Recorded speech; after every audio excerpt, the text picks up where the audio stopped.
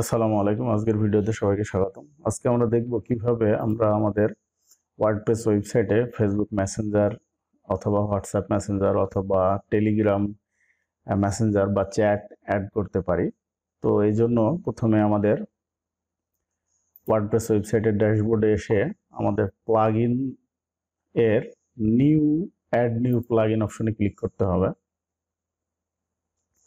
এরপর আমরা যেটি করব সেখানে এই যে চ্যাটি অথবা শুধু চ্যাট লিখলেও হবে। তো চ্যাটি লেখার পরে আমরা যে ফ্লোটিং চ্যাট উইজেট অর্থাৎ চ্যাটি প্লাগইনটি দেখতে পাচ্ছি, এটি দেখুন অনেক ইনস্টলেশন রয়েছে, তো আমরা এটি ইনস্টল করব।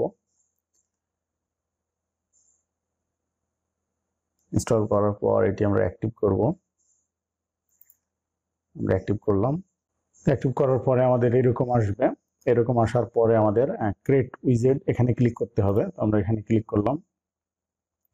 ক্লিক করার পর দেখতে পাচ্ছেন এখানে হোয়াটসঅ্যাপ এবং ফোন এই দুইটা অ্যাক্টিভ আছে, তো আমরা এটা দুইটি ইনঅ্যাক্টিভ করে দেবো এবং ফেসবুক মেসেঞ্জারটি অ্যাক্টিভ করে দেবো।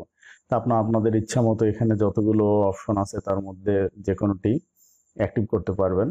তো ফেসবুক মেসেঞ্জার এখানে ক্লিক করার পরে অ্যাক্টিভ করার পরে আমাদের এখানে ফেসবুক পেজের লিঙ্ক দিতে হবে এবং সেটি এভাবে দিতে হবে। তো আমরা এই অংশটি এই অংশটি পাবো হচ্ছে আমাদের ফেসবুকের facebook.com এরপরে যে অংশটি থাকবে সেই অংশটি। তো এই সম্পূর্ণ লেখাটি আমি ডেসক্রিপশন বক্সে দিয়ে দেবো, আপনারা এখান থেকে কপি করে নিয়ে নিতে পারেন। তো এরপরে আমরা আমাদের ওয়েবসাইটে যাওয়ার পরে এখানে এটি পেস্ট করে দিব, দিয়ে টেস্টে অপশনে ক্লিক করব। ক্লিক করলে আমাদের ফেসবুক মেসেঞ্জারে নিয়ে যাবে এবং যে পেজটি লিঙ্ক দেওয়া আছে সেই পেজের সাথে চ্যাট করার অপশন চলে আসবে। তো আমরা দেখতে পাচ্ছি এই যে আমার বেঙ্গলি আইটির পেজের লোগো দেখাচ্ছে, অর্থাৎ এটি ঠিক আছে। তো আমরা এই জন্য এখানে ইয়েস কারেক্টে ক্লিক করব। করার পর এখানে আপনারা যদি মনে করেন যে মোবাইলে দেখাবেন না, তাহলে এটা মোবাইলে টিকমার্ক তুলে দিবেন। তো আমি দুটোতেই দেখাতে চাচ্ছি। এরপর সেটিং এর অপশনগুলো সাধারণত পুরো ভার্সনে রয়েছে। এরপরে আমরা চলে যাব উইজেট কাস্টমাইজেশন। উইজেট কাস্টমাইজেশন যাওয়ার পরে আমরা এখানে এই ফ্লোটিং বাটনটি লেফট অথবা রাইটে দেখাতে পারবো, কিন্তু কাস্টম পজিশনটি প্রো ভার্সনে। এরপর আমরা এটি small, medium, large, XL, double XL এভাবে রাখতে পারি। আমি মিডিয়াম রাখছি।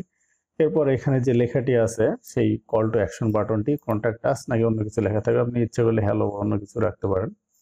এরপরে এই কল টু অ্যাকশন বারটি কি প্রথম ক্লিকের পর চলে যাবে নাকি সবসময় থাকবে? তো আমরা চাচ্ছি যে এটা চলে যাবে প্রথম ক্লিকের পরে। এরপর আমরা টেক্সটের কালারটি চেঞ্জ করতে পারবো। তো ডিফল্ট ভাবে যেটি আছে সেটি আমি রাখছি। এরপর ব্যাকগ্রাউন্ড চেঞ্জ করতে পারবেন। আর এখানে আরো কিছু অপশন আছে, ফন্ট ফ্যামিলি চেঞ্জ করতে পারবেন। তো আমি যেটা যেভাবে আছে সেভাবে রেখে দিচ্ছি। এরপর আমরা ট্রিগার অ্যান্ড টার্গেটিং এই অপশনে ক্লিক করব। এখানে ক্লিক করার পরে আমরা আরো কিছু অপশন পেয়ে যাবো, যেমন ডিসপ্লে আফটার, কতক্ষণ পর এটি দেখাবে। আপনি ইচ্ছে করলে আরো দেরিতে দেখাতে পারেন। তো আমি এখানে 0 দিয়ে রেখেছি যাতে সাথে সাথেই দেখায়।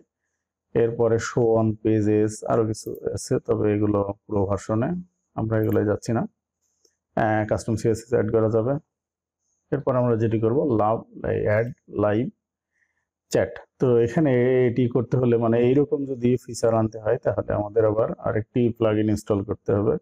তো আমি সেদিকে যাচ্ছি না, আমি যাচ্ছি মেসেজ বাটনে ক্লিক করলে যেন মেসেঞ্জার ওপেন হয়ে যায়।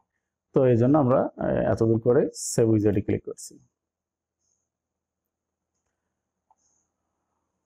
The setting has been saved. View dashboard.